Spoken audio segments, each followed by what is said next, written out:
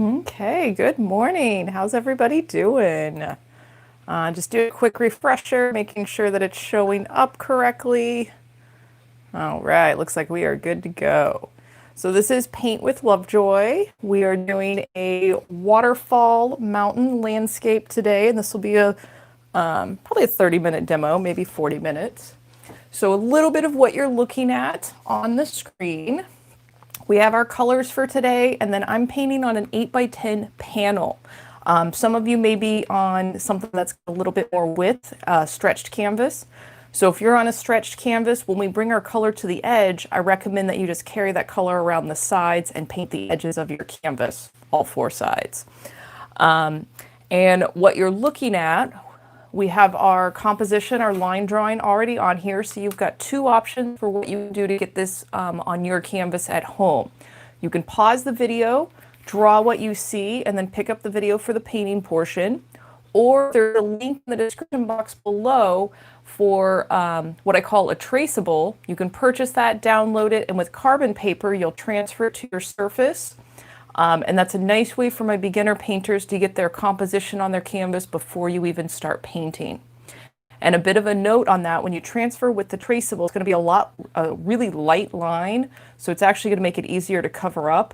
I went over mine with Sharpie marker for those of you at home that are going to pause the video and draw what you see, so that way you can see it a little bit easier.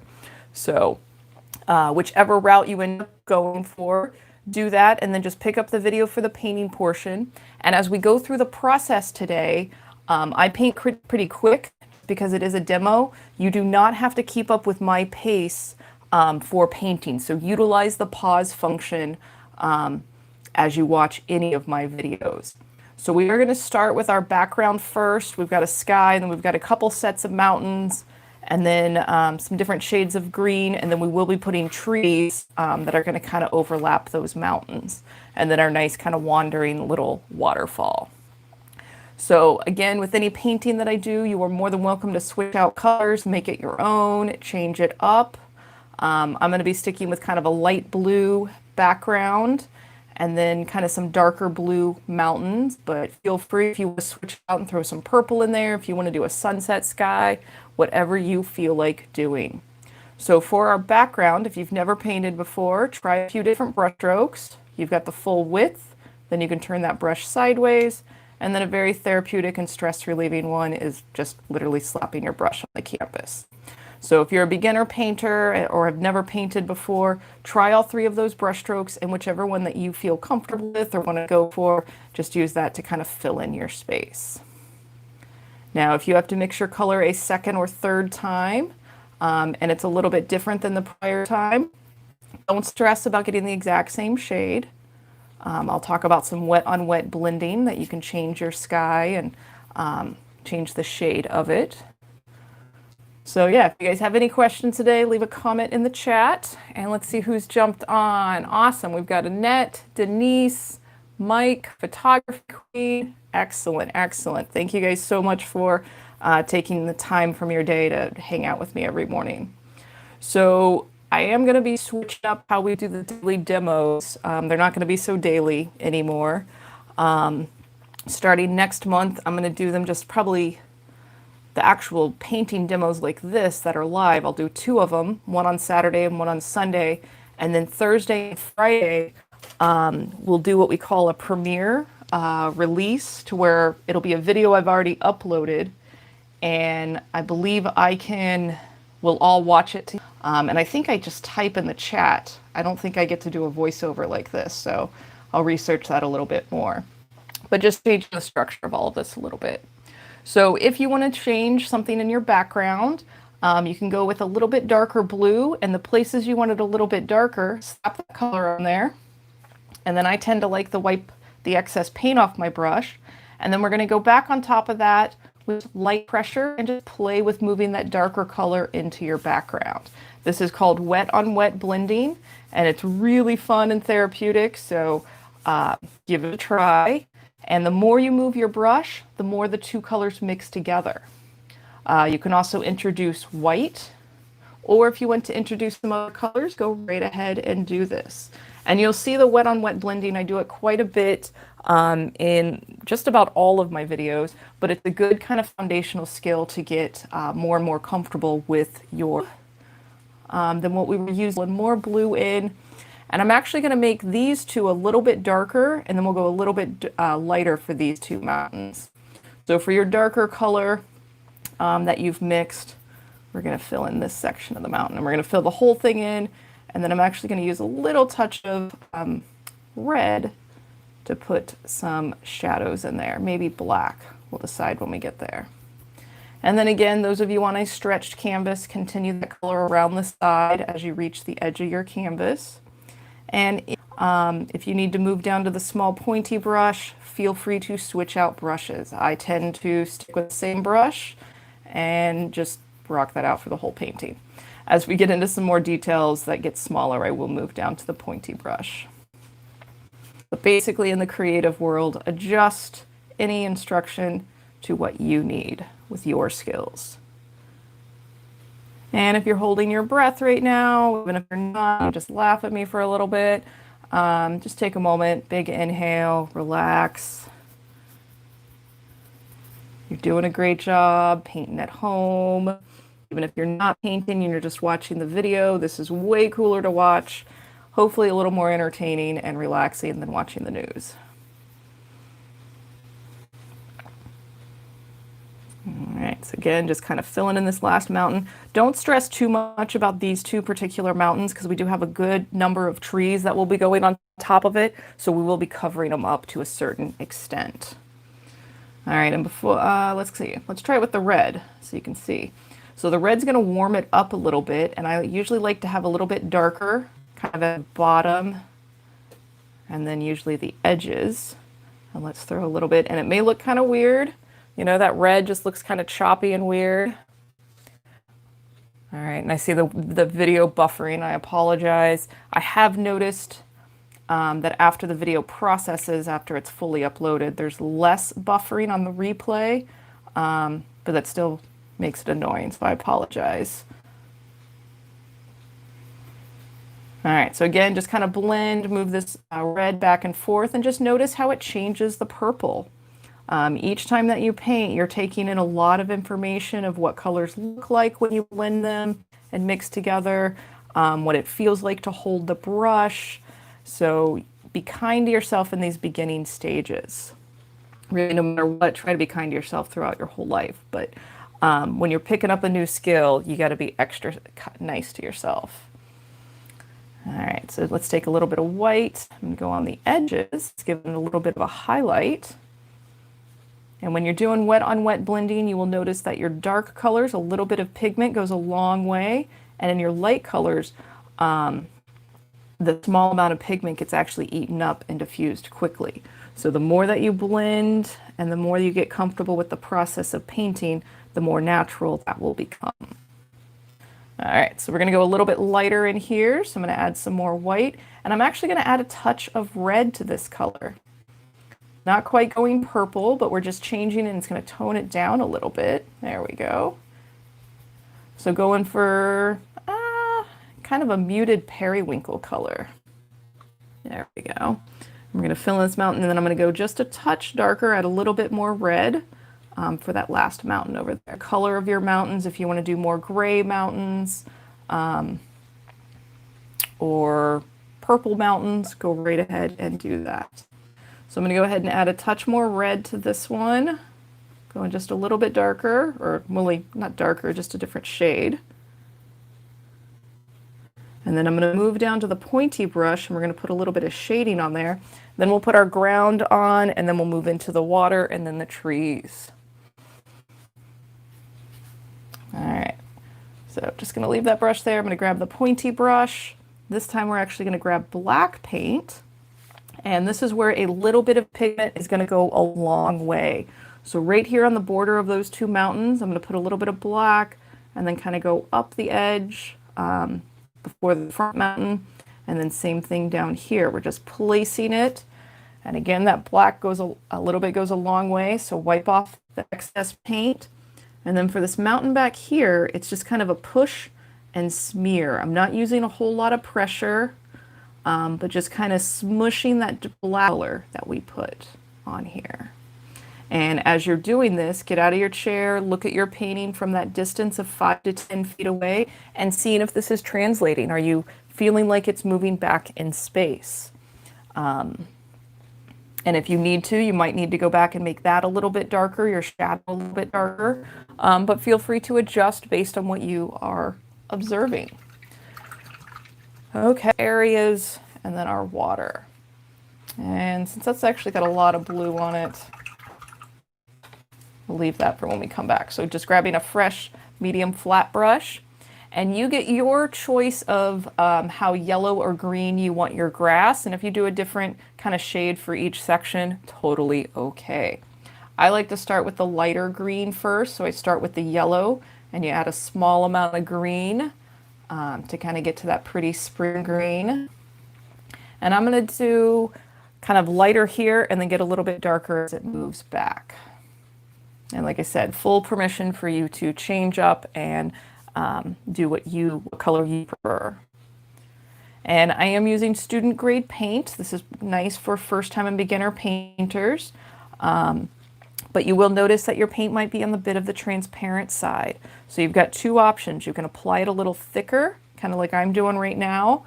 And when you apply it thicker, instead of coming with your brush at kind of perpendicular to the canvas, I kind of come at a 45-degree angle and use a bit more of the side of the side of the brush. So feel free, adjust whatever you need to. So now we're going to add more green as we just kind of move back into each of these sections. And I personally like a diverse collection of colors. So if you don't want to have different shades of green, you could use that shading like we did on the mountain after we get our base colors on here. All right, and as we go along the video, like I said in the beginning, don't feel like you have to keep up with my pace. I've been painting for years, most of my life, so it does come pretty naturally to me, so I can paint on the swift side. But as you're going through your own creative exploration, maybe challenge yourself every now and then. Try to paint a painting in 30 minutes, try to go as fast. Don't think about it too much and just go more for the process. And then maybe try painting super slow, you know, where you're just focusing on one little area and you spend a lot of time on that before you move on to the next. So learning to kind of change your own pace just helps you define more of your own creative skills and efforts. And we don't know how far our skills have evolved sometimes until we test ourselves. So push your limits, challenge yourself. If you see some type of painting or drawing concept, like drawing a flower or painting a landscape, and that scares you, those are the things that you need to step up to and challenge yourself with. And there's really the only way to fail is to not challenge yourself. So just by attempting a challenge means you're already successful in that attempt. All right, so I'm actually going to take some blue and green. I'm going to go a little bit darker, and I'm leaving that green that was on my brush. We'll add a little bit more because I want this part back here to be a little bit darker. And then we'll come in and put a little bit of shading on this, and then we'll get into our water and then move into the trees.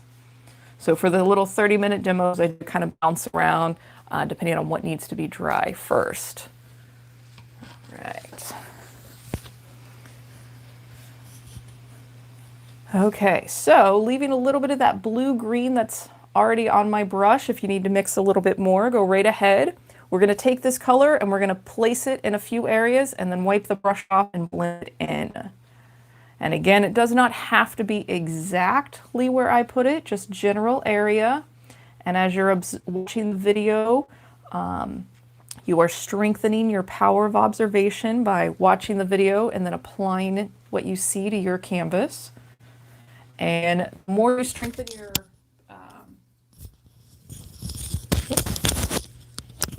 lost my mic there for a minute, sorry about that. But the more you strengthen your power of observation, the more you'll see it actually show up in other aspects of your life. Even your job that you have, the more observant that you could be, that just hopefully gives you a better job performance. So there's nothing wrong with strengthening your power of observation and having it help in other areas of your life. All right, so again, just holding that brush at kind of that 45-degree angle, using the edge of the bristles, and just kind of squishing that darker color into the base color. And again, we're going to be putting stuff on top of it, so don't stress out about it being perfect. So I'm going to wipe that brush off. We're going to go the opposite route. We're going to throw some yellow on the top. This is our highlight value. Not so much for that one. Might throw a little bit of white in there. Same thing with the dark color. Wipe the excess paint off, and then I kind of come in at that 45-degree angle and smush that color into the base color. And if you end up smushing or blending too much and you lose, move your brush less. And for this one down here, since we already had it pretty light, just throw a little bit of white in there, we'll give you your highlight. All right, so now clean that brush out really good. We're gonna get our base for our water in here. And then we've got our trees to add, and that should bring us into the conclusion of today's painting. So going back to that brush, we're gonna go back to the white.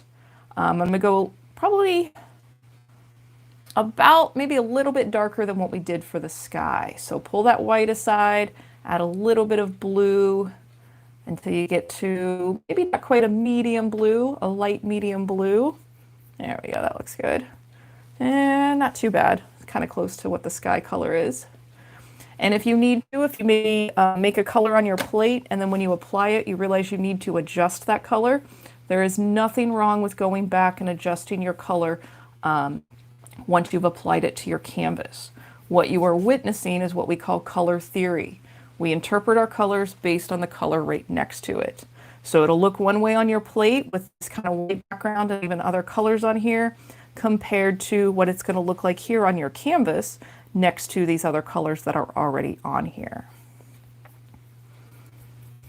And if you need to, feel free, let your paint dry, all the greens and blues, before you move into adding this water element. Nothing's wrong with that. I pace.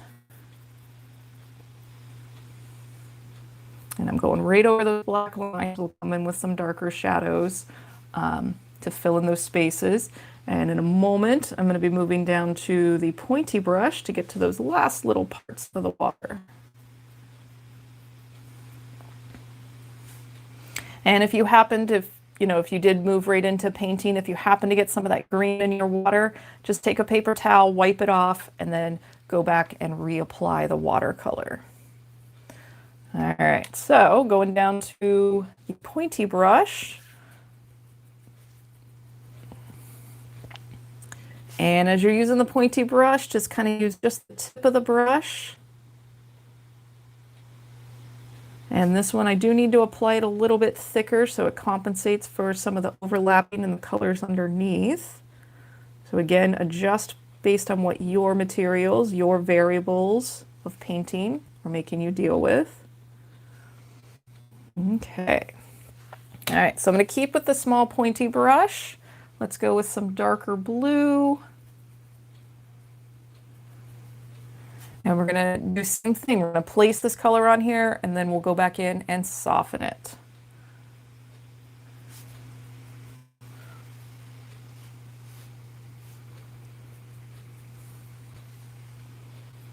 So again, just kind of observe the placement of where I'm going to put this. And I'm actually, let's go a little bit darker blue. I'm going to go in with just one more darker. And I don't think we've done this yet to where we put a few colors on and then did the wet on wet blending. So let's give it a try today. So again, just kind of observe the general placement of where each of these colors is going.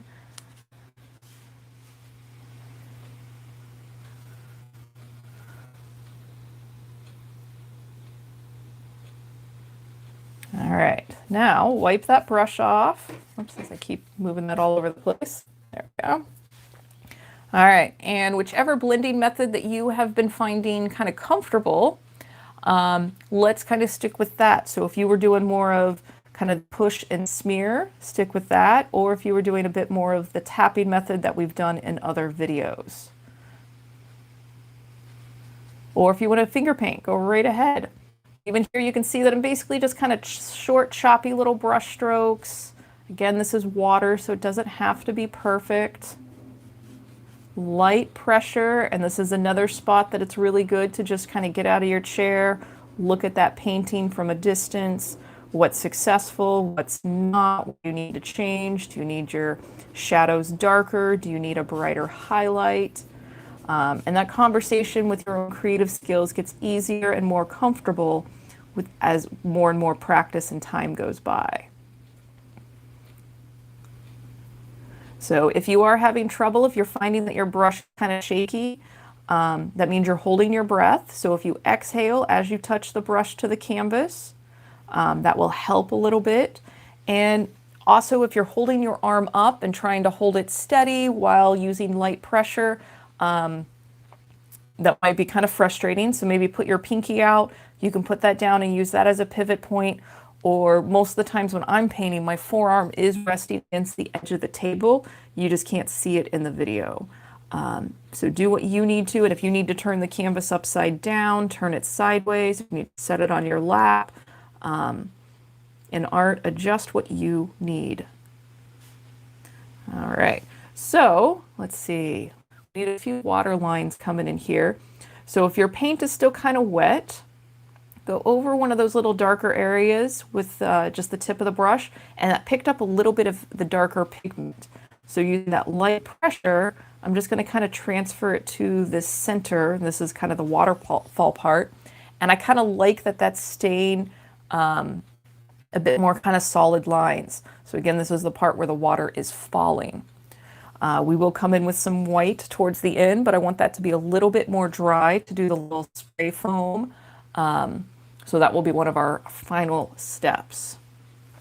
So until we get to that point, let's go ahead and add a little bit of white because we do have some highlights here in the calm part of this section of our waterfall.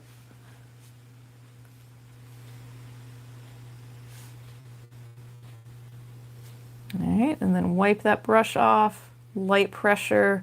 You'll move your brush less with the lighter colors. And just kind of smearing that into it. All right, now let's get our tree trunks on there. That gave this some time to dry. Not everything is dry on my canvas, so I do recommend that you let your canvas dry. And on the photo reference that I'm looking at, we do have some green foliage, and then we do have some fall trees in here. So that's where the orange and the red will come into play. All right, so we're going to put our tree trunks on first, and you can have as many or as few trees as you want. And if you don't want trees at all and you like it as is, go right ahead. You know, maybe build your little house right here where you're going to retire. That would be a beautiful place to retire. But if you're moving on with trees, we're going to be using the raw sienna with a little bit of black, going just a touch darker.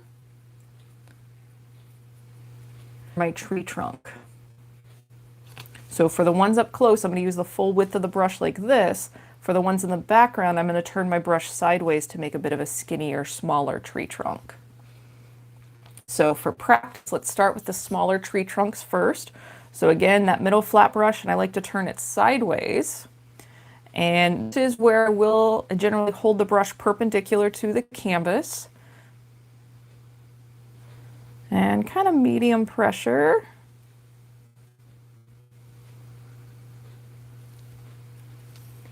And again, my paint is on the transparent side, so I'm seeing some of the blue underneath. That's okay, we're going to cover it with more foliage. And if this brush is still too much, you can move down to the small pointy brush, no problem. All right, and then we've got a big one kind of right here, and this one goes all the way off the edge of the canvas, and it's kind of in between these two.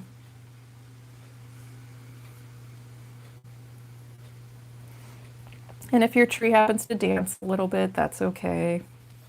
I like dancing trees.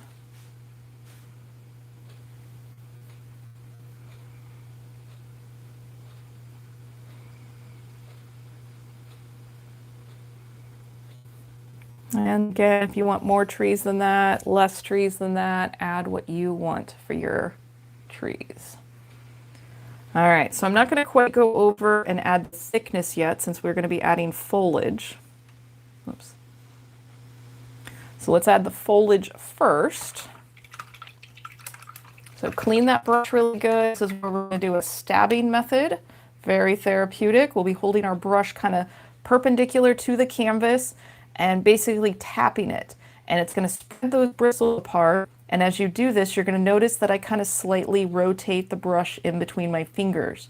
And that's to kind of create a diverse range of mark making instead of the exact same brush mark each time that I place the brush on the canvas. So you do want to kind of twirl your brush in your fingers as you do this. And also keep in mind that because we're stabbing in this method, it pulls those bristles apart, but it also destroys your brush a lot quicker. So just kind of keep that in mind. Maybe use one of your older, not cool brushes for this part compared to a brand new, expensive brush. All right, so we're going to go back to that green and yellow mixture first, about equal parts. And again, it's just going to be a stabbing method like this, and you can see again how much more it's going to spread those bristles apart. And let's start back here next to that mountain. And we have a little collection of foliage here, and it maybe only comes up about to this degree on either side. So this is a good place to kind of practice. So again, it's just kind of a touching and then pull your brush right back. And then notice that I am twirling that brush a little bit. We are going to overlap some colors on here. So we'll do this with our medium green first, and then our darker green, and then we'll use a little bit of yellow for the highlights.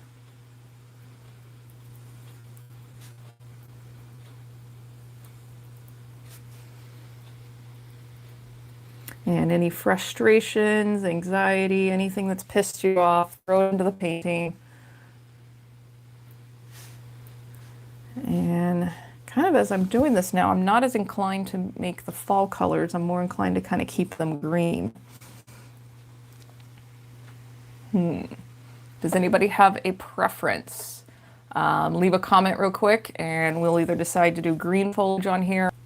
All right, so now I'm going in with that direct green. We're just gonna place it right on top. It's not too much of a smear to tap and then pull right back. And there are a few times that I am overlapping those trunks. That's okay. We can go back and kind of straighten that up a little bit. All right, looks like we got one vote for the green. Anybody else want to chime in? If not, Denise will call it and we'll be doing green foliage. Okay, that thing looking pretty good. All right, so it looks like we're gonna go green. All right, so let's go back to that. I'm actually gonna go a little bit lighter, so more yellow than green, just so that it to pop next to the mountains a little bit more.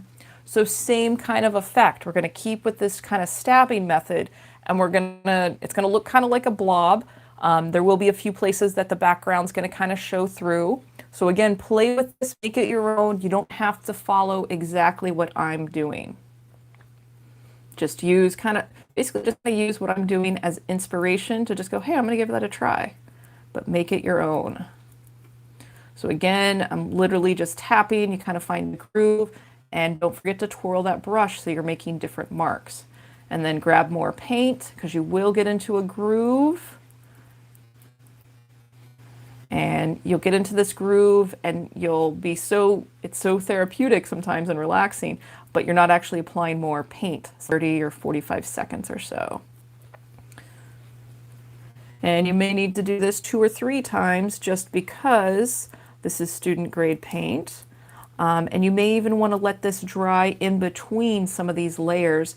And by letting it dry in between some of these layers, so if you let all this dry and then went in with the yellow would stay more opaque yellow compared to mixing with this color and changing shades. So sorry about that. The mic just keeps not staying flipped. All right, so again, just stabbing the canvas. For this particular one, I'm not going too much over the tree trunk, but you'll see a little bit that does.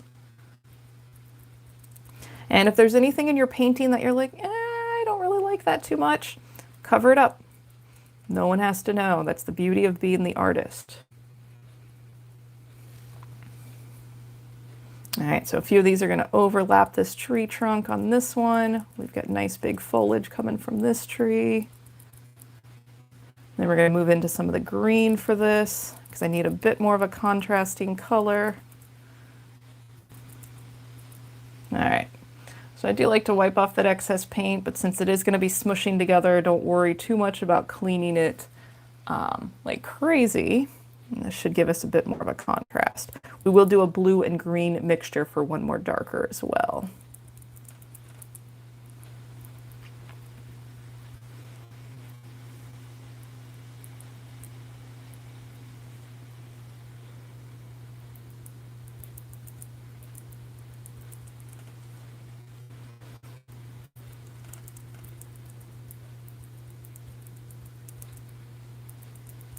And sometimes when you do paint in this style with this type of forest, sometimes it ends up changing from what your original interpretation was going to be, or your original plan.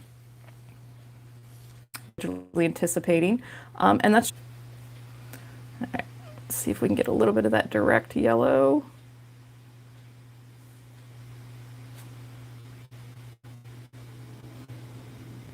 So by putting that direct yellow every 2 brush strokes, literally you got to grab more because that yellow does change quickly to blend into whatever color's underneath it.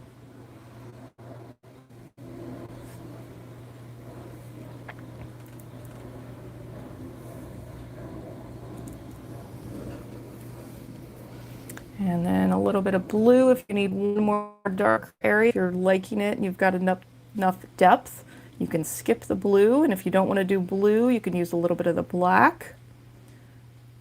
And it is kind of nice when this blue mixes in with that green.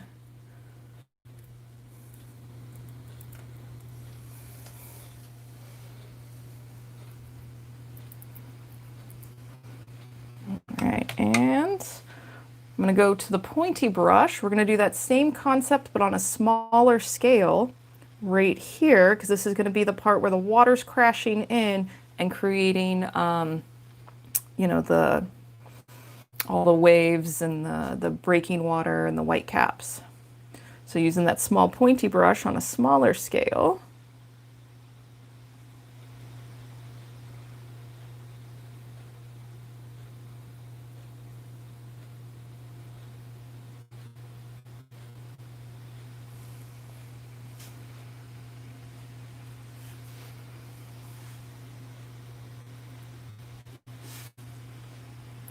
And then if you even want to do a little bit of that inside the trees, again, it's quickly going to diffuse.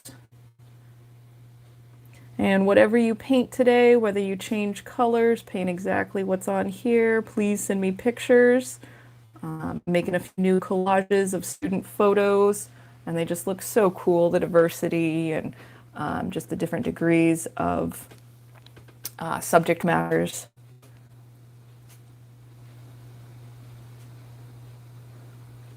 But I think this was a good call to do just all shades of green instead of the yellow-orange. So again, be flexible while you're creating. If you're inclined to go in an unanticipated direction, it's just art. It's never the end of the world, and half the time you'll end up.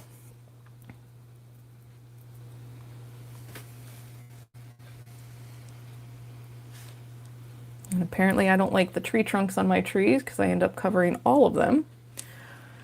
But if yours are still showing, go back with maybe some more of that direct raw sienna, just for the base maybe, the part that's showing through the foliage.